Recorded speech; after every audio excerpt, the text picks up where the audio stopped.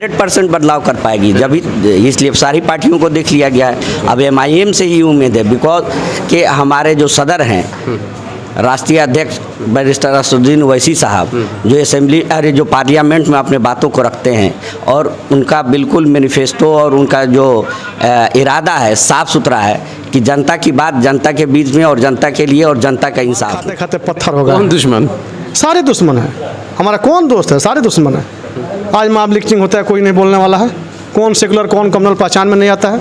कोई उर्दू का सीट करता है, कौन सेकुलर कौन मकबरा तोड़ा जाता है, कौन सेकुलर कौन कम्युनल कोई पहचान आता है? आप तो मीडिया से कवरेज करते हैं। कोई सेकुलर कोई कम्युनल, सबकी आपस में BA, BCom, BSc, MA, MCom करें विश्व की सबसे बड़ी यूनिवर्सिटी इग्नू से। सॉल्व असाइनमेंट्स और गाइड बुक्स प्राप्त करें। संपर्क करें Mahakal computers, DAV PG college के पास, पंच मंदिरा मोड़ से दाहिने।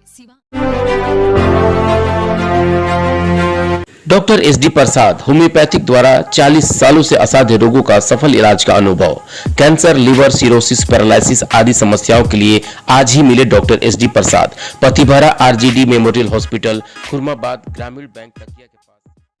गोपालगंज में उपचुनाव हो रहा है और उपचुनाव को लेकर के हमारी टीम इस बार जो है कि गोपालगंज का भ्रमण भी कर रहे हैं हम लोग, और ये देख रहे हैं कि क्या किस तरीके का हालात है, और खास करके जो अभी उपचुनाव हो रहा है इसमें लोगों का मत किधर है और लोग क्या सोच रहे हैं। बदलाव की तरफ है कि फिर से जो है कि वोट उनका उसी जो माहौल चल रहा है उस पर जाएगा, या विकास की तरफ जाएगा, या महागठबंधन की जो सरकार बनी है उसका भी कुछ असर लोगों के अंदर है कि नहीं। लेकिन जो सबसे दिलचस्प है वो ये है कि गोपालगंज के इस सीट पर जो उपचुनाव हो रहा है इस पर MIM भी अपनी प्रत्याशी उतारा है, और यही दिलचस्प जो है कि नज़ारा पूरे बिहार में देखने को मिल रहा है। इसकी नज़र जो है कि लगभग सभी लोगों की नज़र आज बिहार के ऊपर है, और खास करके गोपालगंज सीट पे कुछ जो है गोपालगंज के लोग हैं जो कि वोटर हैं, इन लोगों से भी हम जानने की कोशिश करेंगे कि भाई इन लोगों की सोच क्या है, और जिस तरीके से MIM चुनाव लड़ रही है लोगों को क्या वो उनकी जो मैनिफेस्टो है, उनकी जो विचारधारा है लोगों को पसंद आ रही है नहीं, या फिर MIM किस तरीके से यहाँ पे अपने आप को सर्वाइव करेगी। इन सारी चीज़ों को हम जानने के लिए आज हैं। सबसे पहले अपना नाम बताइए, क्या नाम है? मेरा नाम रिजवान शाहिद है। जी,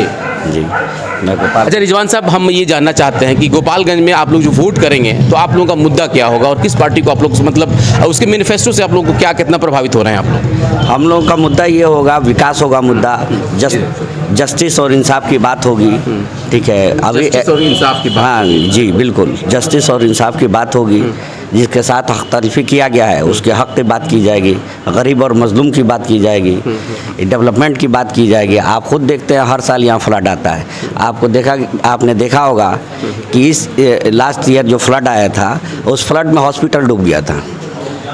हॉस्पिटल के जो जनरल वार्ड है, इमरजेंसीज वार्ड है, उसमें पानी लगा हुआ था, ऑक्सीजन की कमी थी, नेग्लिजेंसी है वहाँ पर। आप अभी चले जाइए वहाँ पर, मतलब कोई सिस्टम नहीं है।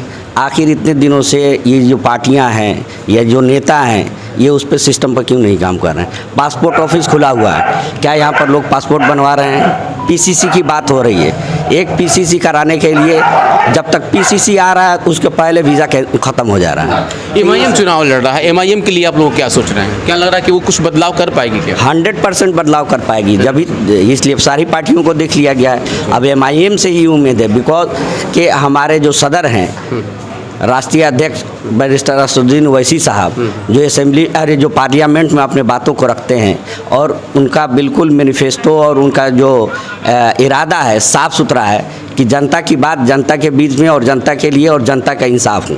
बिल्कुल बिल्कुल, जैसे इन्होंने कहा कि असदुद्दीन ओवैसी साहब से इंसाफ की उम्मीद है और ऐसा लग रहा है कि कुछ बदलाव करेंगे। हालांकि अभी तक वो बदलाव नहीं कर पाए। 5 उनका सीट बिहार में आया हुआ सीमांचल में, उसमें से 4 जो है कि चलेगा राजद की तरफ। अब क्या लग रहा है कि अगर बाय द वे अगर आप लोग जिस सीट को जीत रहे हैं तो क्या लग रहा है कि गारंटी है कि आप लोग MIM में बने रहेंगे क्या और किसी पार्टी में चले जाएंगे? देखिए, जाने आने की जो बात है ना, तो पहले हमारी पार्टी ने लॉन्च की थी, मतलब इलेक्शन लड़ाया गया था, पहले से बात चल रही थी, इलेक्शन लड़ाया गया।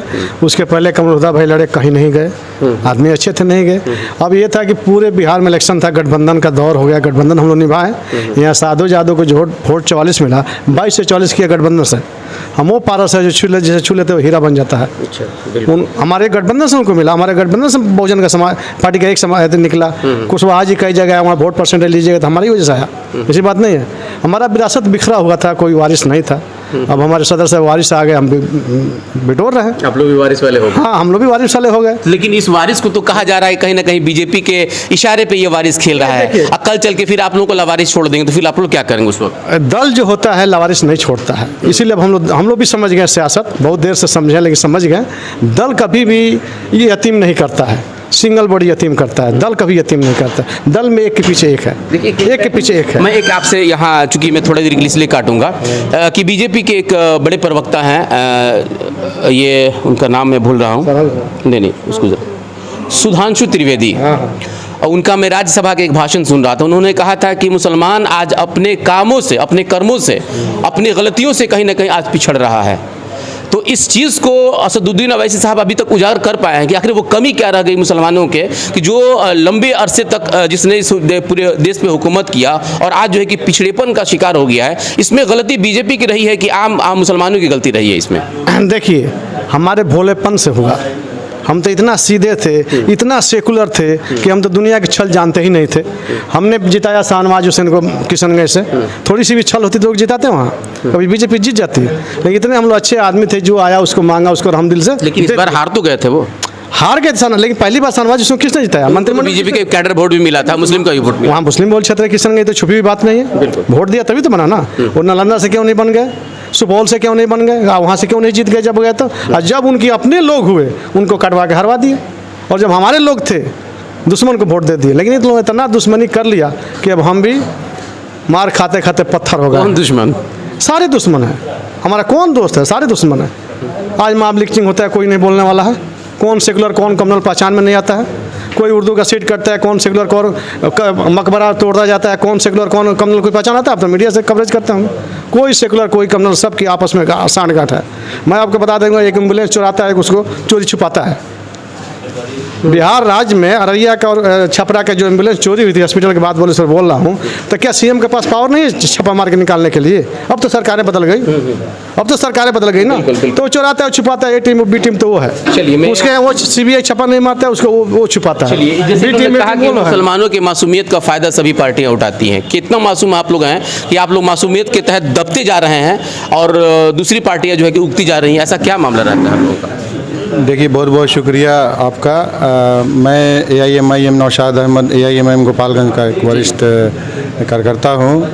और जहाँ तक मुसलमानों की मासूमियत का बात है, तो सही में आपने रुस्तम भाई ने जो बात कही है, मासूमियत का फ़ायदा उठाया गया है। जैसे कांग्रेस ने उठाया है, दीगर पार्टियों ने उठाया, जनता पार्टी थी, चाहे राजद थी, चाहे जो भी पार्टी थी, मासूमियत का तो फ़ायदा उठाया है।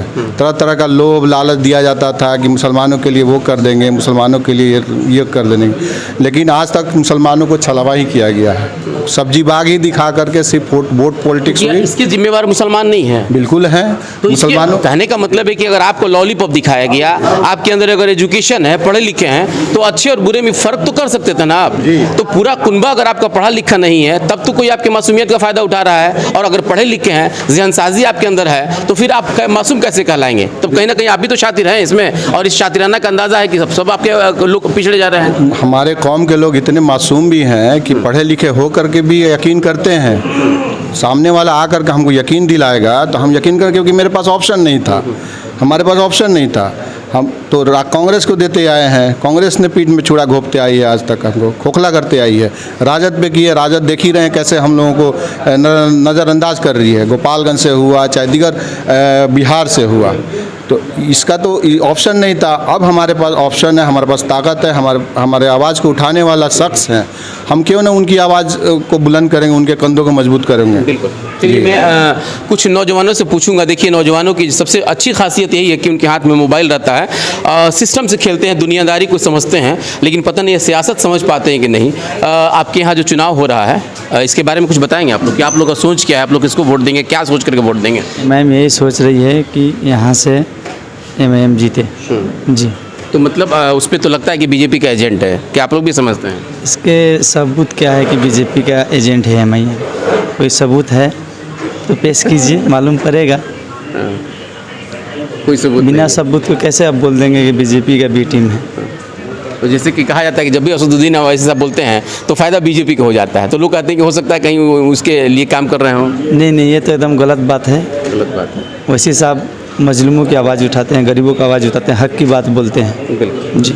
चलिए, अच्छी बात है कि जिस तरीके से युवाओं की भी सोच है या बुजुर्गों की सोच है या फिर बदलाव की सोच है, उस बदलाव में कहीं ना कहीं एमआईएम इस बार बढ़त ले रहा है, खास करके लोगों की जो अपनी विचारधारा है अपनी उन लोगों के पास पहुंचाने के लिए। अब ये देखना है कि इसमें एमआईएम कितना कामयाब होता है और दूसरी पार्टियों को किस तरीके से नुकसान होता है, ये देखने वाली बात है। बने रहिए हमारे साथ, बहुत बहुत शुक्रिया।